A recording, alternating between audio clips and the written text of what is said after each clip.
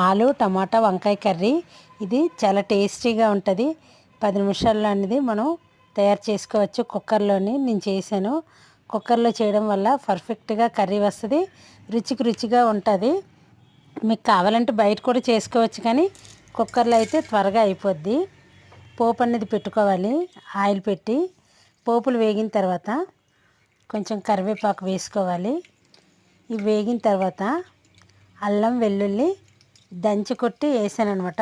మీ దగ్గర ఉంటే ఫ్రెష్ది వేసుకోవచ్చు, లేకపోతే అల్లం వెల్లుల్లి పేస్ట్ అని వేసుకోవచ్చు.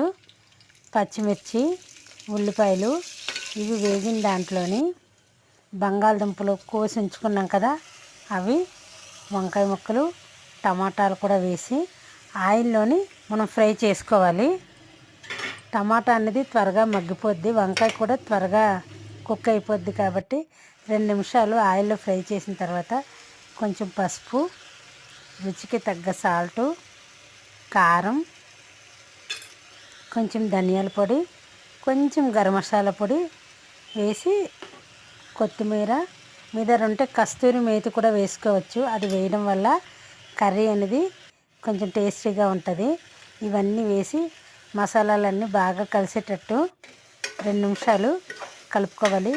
కలిపి ఒక అర గ్లాస్ వాటర్ అనేది వేసి ఒక విజిల్కి కుక్కర్లోని పెడితే కర్రీ అనేది మెత్తగా ఉడికిపోద్ది అనమాట. కుక్కర్లో చేసుకోవడం వల్ల ఎంతో టేస్టీగా ఉంది.